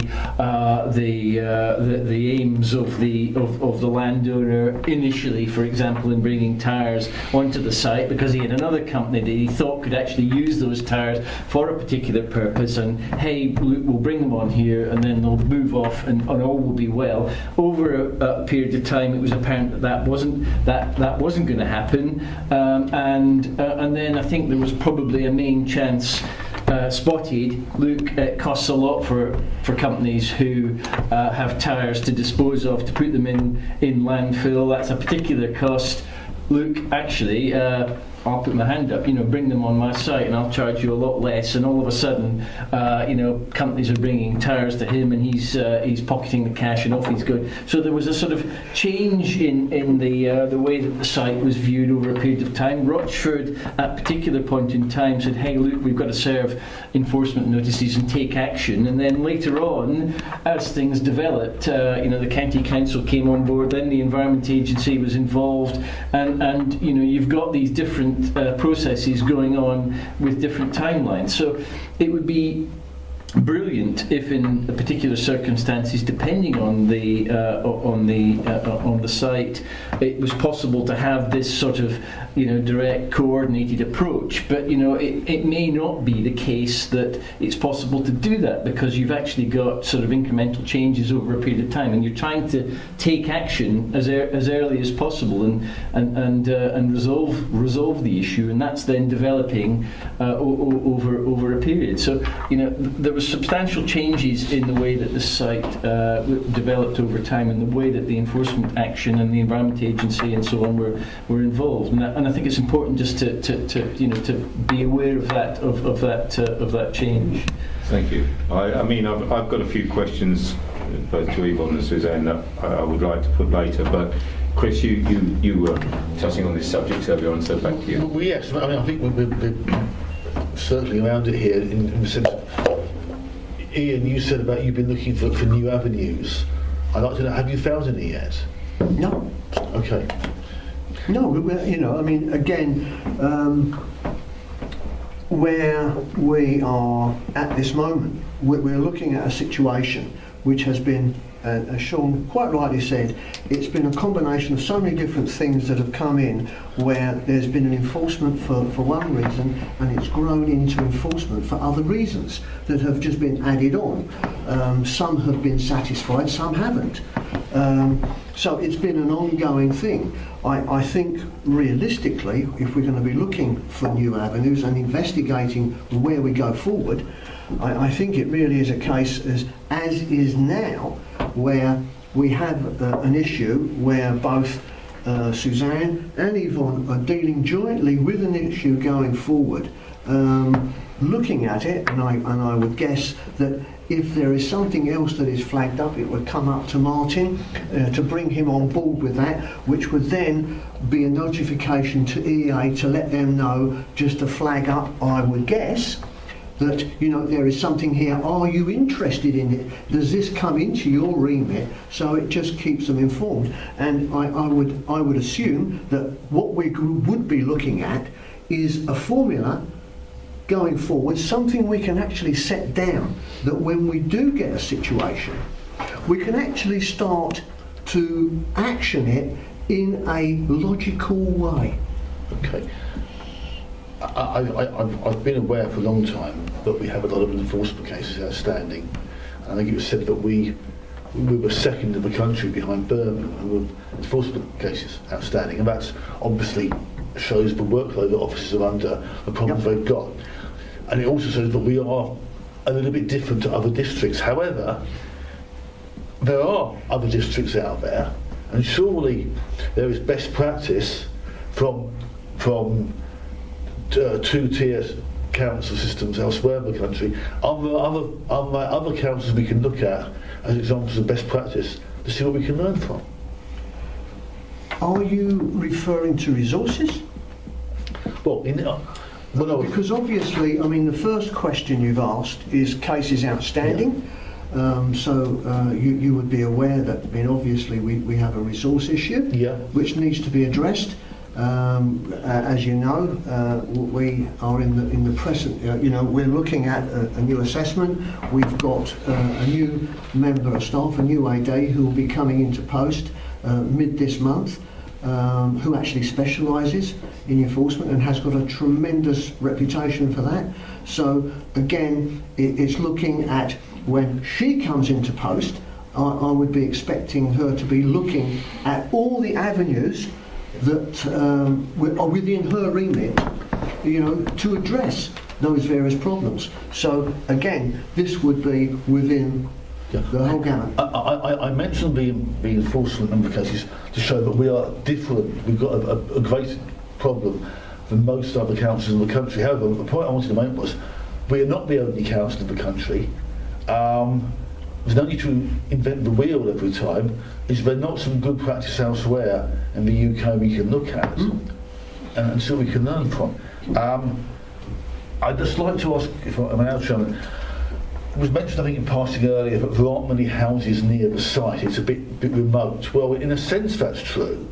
Although once you get a fire and prevailing wind takes it northeastwards, and I was down in the night by the Carpenter's Arms and the houses in Longton Road Broad, and it's very evil, nasty. As if you were down there, you know just how evil the looking sky that was. So it does affect people. But also the watercourse concerned me, because you've got watercourses downstream I'm very worried about. And you mentioned, if I could ask, Martin, you mentioned earlier about water contamination. Yes. Are we still monitoring that?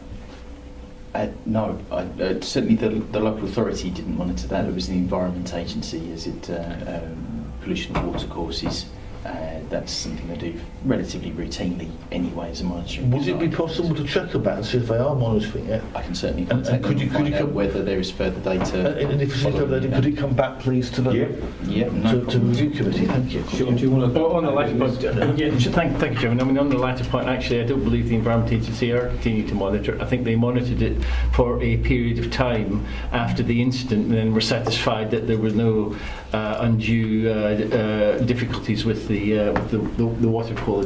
So, I think they took the view then that there was no need for ongoing regular monitoring. Whether they come back, at yearly intervals or not, I don't know. And it may be that asking that question would be useful. I would like it because I'm delighted they're satisfied. But the second point, Chairman, if I may, is just go back to the issue about best practice. The answer to that is yes, because officers regularly attend meetings with colleagues from other authorities in Essex, and also attend other gatherings of enforcement officers from other parts of the country to talk about cases and best practice and changes in legislation and so on. What have I gleaned from that?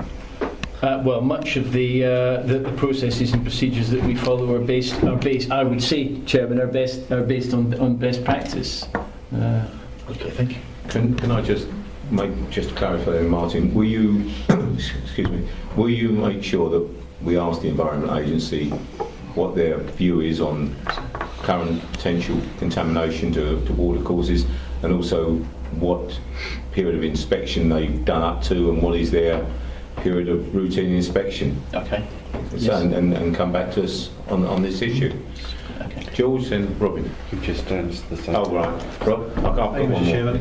And we talk about water courses, and the Environment Agency are responsible for the monitoring of that. But what about the water table? Are they responsible for that as well, or is that a separate thing?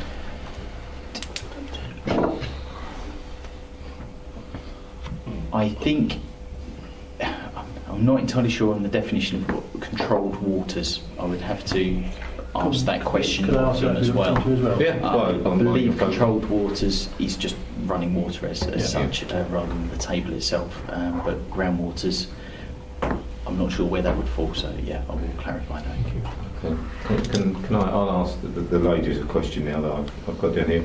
You talked about this joint strategy that you're working on.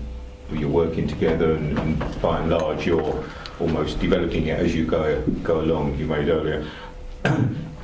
Have you got a timeline for how you expect to have a joint plan put in place? Are we saying, well, by the middle of next year, we will have a joined up plan, of process, and this is what it will be?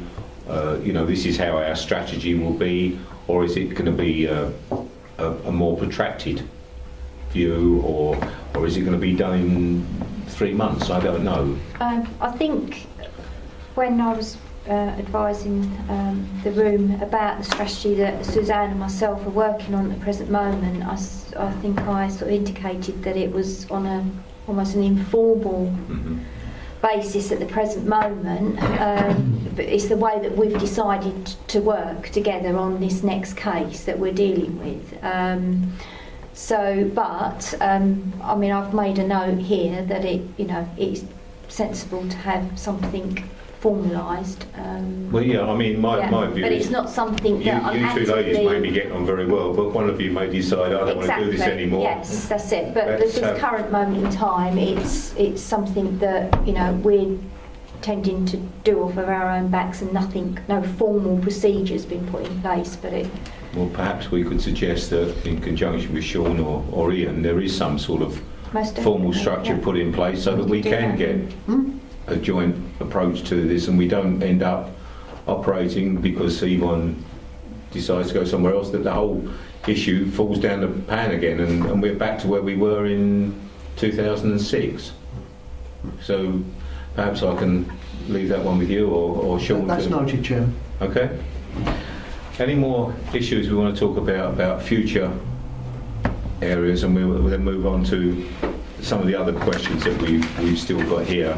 For example, perhaps George, you'd like go, because you like money, you go on to number 15. Yeah, with regards to Mr. Phillips' fines, do you, in your opinion, believe that the fines represent a clear representation of his imprisonment, and how do we recoup the money back to the council? Chairman, if I may, the fines were set in accordance with the legislation and on the scale, and that is set down by the judge of the case.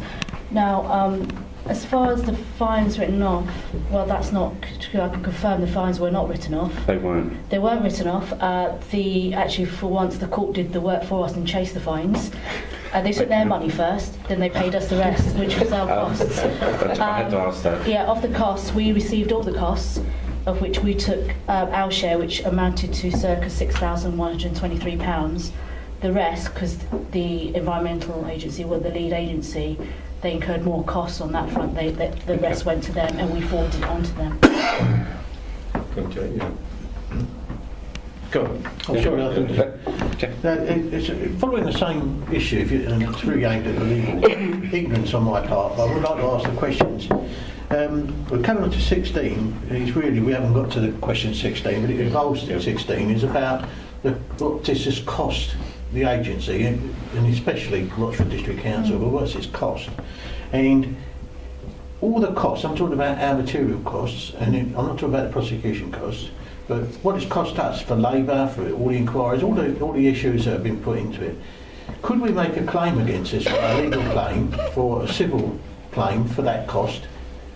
And if you failed to pay that, would we be in a position, but you've already answered part of the question, but would we be in a position to go for a bankruptcy if we failed to pay, or didn't have the means to pay? Yes, Chairman, I'm not aware that where Yvonne and Suzanne are carrying out their statutory duties and investigating and that we can go and seek back our costs on that part. The cost starts at the point where we're taking formal action down the prosecution route, and those costs, that bill of cost that we would have produced in court, would have included officers' time in giving witness statements from that point onwards. Okay. But prior to that, when they're investigating, I've never seen a case, I'm not aware of a case, and I don't think we can go back and say you owe us this for all the officers' time spent over the years.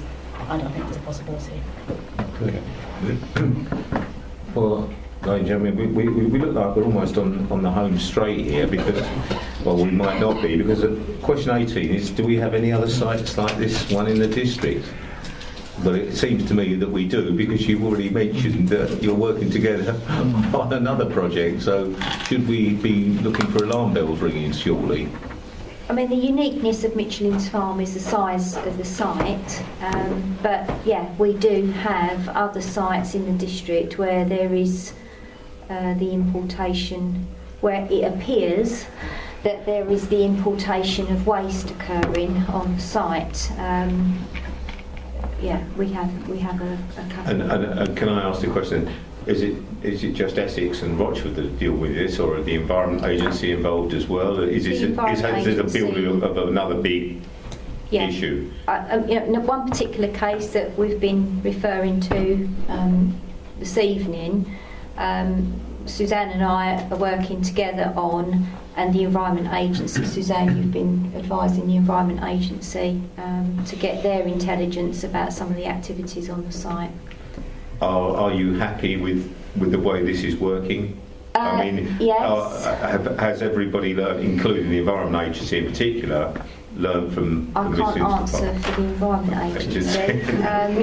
Well, from your end of the situation, are they being supportive, responsive, or whatever phrase you want to use? I think the difficulty is with the Environment Agency, they have permits and exemptions. So someone could have an exemption for a site and be able to import a certain amount of waste under that exemption. We then have to prove that they're not working with that within that exemption. So initially, the first part for the Environment Agency would be to establish if it's over and above what is included in their exemption. So you're almost operating with your hands tied behind your back. Well, we're looking at the planning side, the land. Yeah. So therefore, we consider that as a breach of planning control. It would be down to the Environment Agent to establish if it is waste. Would that be the best way to put it? Or whether it's something to do with agricultural. So that's why together we know there's breach of planning control, and we need to establish, because they are allowed a certain amount of waste within an agricultural holding for works, and then it could be something that could be, I don't want to give too much detail, under agricultural permitted development, and that's where the Environment Agency would come in. Are they within their exemption or permit, or are they not? Martin, do you? That structure for exemptions and permits for waste stretches to fires as well. Right. So you can be exempted for a certain volume of material that's burned. Yeah, George, go. Martin, just a question. You raised a point about exemptions. Is there different categorisations of exemptions where which will actually help our officers to try and mitigate some of these issues they're facing? I believe that the exemption for burning stretches only to agricultural use. There's only one tier as far as I'm aware. Just one tier. I'm not sure that it's of any assistance to anyone particularly. The very fact that someone may be permitted to burn and abuse that process, in inverted commas, it wouldn't assist any enforcement agency in trying to determine what's legitimate and what's not. I think the question I'm trying to ask is that there's different restrictions which is causing you to not function properly as officers because of the EA, and I would like to actually understand what those restrictions are and how they're defined, or how can we actually understand how we can operate within those restrictions to help you. I don't know if I answered the question. I think the concern we have is that we would like to be able to support you in any way we could, so that we don't have a Michelin's 2. It's as simple as that. If there's something we can recommend from this committee that will help you to be in a better position to fight your corner or fight your case, well then tell us, and we will try and make the recommendations through the appropriate channels. But at the moment, it does seem that the Environment Agency again seems to be the lead person on this with these different allowances, etc., etc. But please, I think even after this meeting, if there are areas that you feel you can talk to Ian and Sean, or if you feel that perhaps there is an area that the review committee should make recommendations, or we would gladly, but we do not basically walk into a Michelin's 2 if we could have avoided by doing something. I think that's Jack. Thank you. It's a general thing, really. It's a question of us, really. Is why isn't the Environment Agency here? Because I mean, all this is going backwards and forward. We keep hearing the Environment Agency. We've got no one to ask, hence the questions you're asking, really. But also, is it, because I've never been to Bishop Farm, I've driven past it many times, but I've never, is it worth a site visit when we adjudicate and think about what we're talking? Now, and the other thing was, I know for a fact that from this our council, go on. I've been here. The officers have always had to go down with police protection. I'm not scared of going there. Well, if you don't want to go, don't go. I'll go. I'm happy to ask you a question. Just take a train from Reading to the Well, I've done Google Maps, station I've done that. and you can see it perfectly. Yeah, I've done Google Maps, but how old is It's it? high up because I don't think at the don't need a moment, Jack, policeman on that. there is anything to be achieved by having a site visit. I think It's not a terribly good idea. I think we pretty much established we know. Go to the website, maps. Okay. The last thing I wanted to say was that I'm aware that we've not done one Ripper in this thing, and with the powers of investigation, Ripper. Why haven't we? I hear all this. Why haven't we done something? But we've already had it established earlier on that the Environment Agency did use covert stuff. Yeah, but we haven't got access to that, have we? We did. They were supplying the information. They were supplying the information to Yvonne and Suzanne. But earlier on, you're talking about the different types of waste. Just a few moments ago, we had to establish this was going in or that was going in. Surely, cameras or something would have told you what sort of vehicles are driving in, if they're bigger, smaller. Can I just jump in here? Ripper can only be used if it will result in imprisonment of over 6 months. And I don't think there's any planning regulation that it could breach. If I were down and give you a cluster, so you can't use cameras on planning. But we did establish that quite early on that the Environment Agency had used covert systems and had worked with the other agencies to produce the legal case in 2006. They started. Well, they started it, and the case that went to EA forwarded RDC a batch of photographs taken on recent visit, etc., in 2008.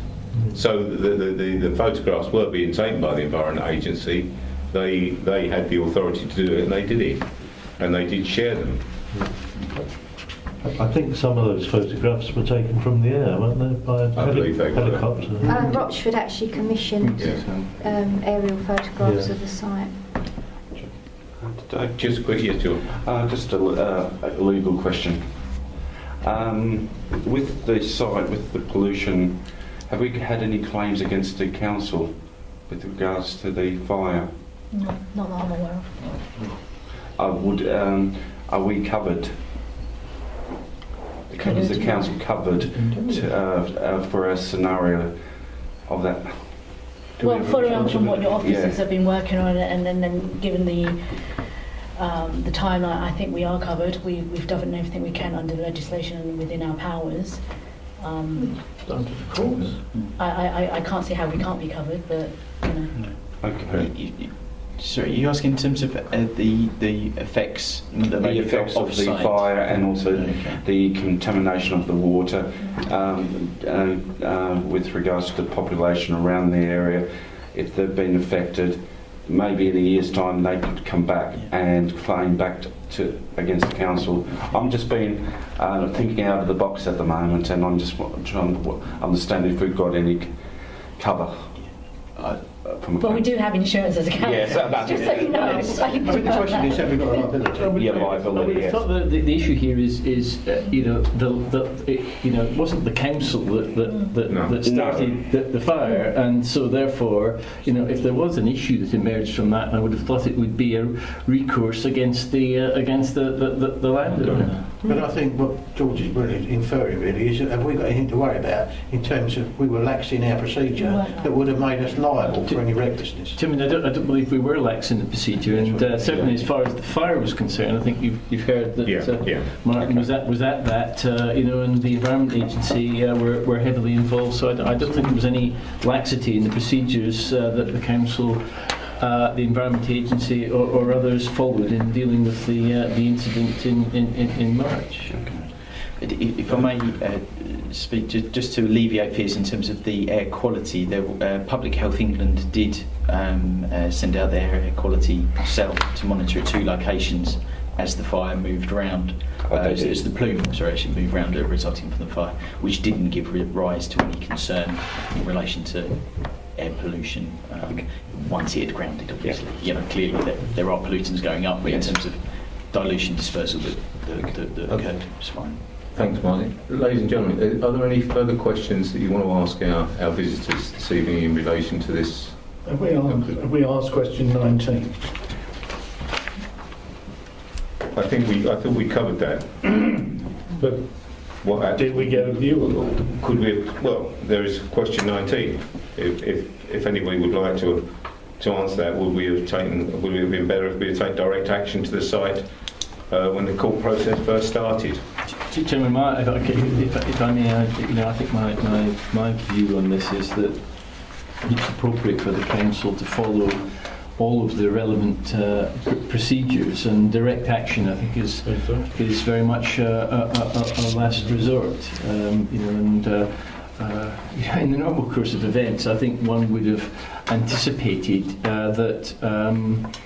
That the process of taking someone to court, and actually, in the end, Mr. Phipps was locked up. One would not have envisaged that the situation would have got to the stage it did. The experience is that long before, in the majority of cases, long before that sort of situation arises, it's possible to reach a resolution. So, I think this very, very much is a site that I'm going to say it's a one-off, but I think it probably is as one-off as you're going to get in terms of not just the whole process of the enforcement procedures, the number of organisations and agencies involved in that process, and ultimately the end result that fines were levied by the court, and the owner was then actually locked up, and still we didn't get a resolution ultimately to the problem. So, but I think direct action is very much a last resort. Anything else? Anybody? Just a question is, where are we now? I mean, where are we going with this now? I mean, what's the forecast for? Well, the question is now is have we got any more questions for our visitors? Oh. Then we can have 10 minutes to decide where we go. Chris can't. All right. Yeah, just going to add on where we are now, because no one has asked where we are now. That's what I said. That's what we're going to. Yeah, but we are.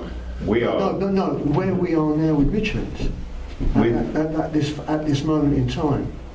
Well, we were given guidance. We had to be a bit careful as to how we addressed that scenario. I mean, we've identified the issues in August. Mm-hmm. And the scenarios there, we talked about that. I think we were given the guidance.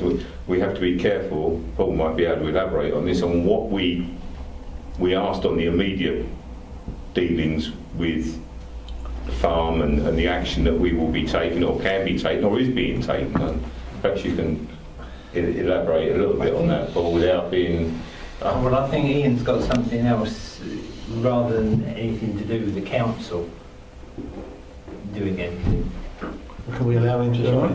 Yeah, I don't. Yeah, I think the risk is here that this is in public, and okay, we've only got one member of the public actually here, but nevertheless it's in public, and therefore will be recorded, and therefore will be made available to the public.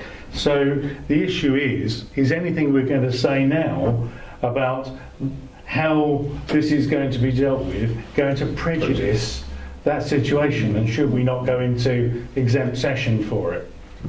I agree with Councillor Mason. Angela, I don't know where we go. As say, none of us know what Ian wants to say. Well, Councillor Wall, but I'm trying to couch it so he knows what we're thinking. Yeah. He can remain in. Are you going to prejudice anything in the future? Yeah, I can't read his mind to think whether you will. I'm keeping it quiet. Just ask Eve. Yeah. Yeah. Wait until the closed session. I mean, Ian, it's your judgment. Do you want to borrow some paper? Okay, the board is entitled to stay within the closed session. Don't send me a note like that, Ian. It's not Yeah, rude. but if it goes into the public domain, Up to when in closed session. Well, we haven't advertised a closed session, But- so we can't really do that. I'll go down that. We shouldn't do that. It's not good practice to suddenly, decide, rather just close the meeting. sugar, we're in the wrong place. Yeah. You can take advice from Paul. Yeah, on that basis, if there's, well, if we come back, we can come back and talk about it Yep. again. Yeah. There's no reason why. Close the meeting. Yeah, we close the meeting. Yeah. If there's something that comes up, we can put it on our work list and we will bring it back again Yep. in the new year. Okay? That's good. Thank you very much indeed for attending. Thank you very much, visitors. I think your explanations and comments have been very, very open, very honest, and very well received. Thank you very much indeed. Thank you. Thank you as well.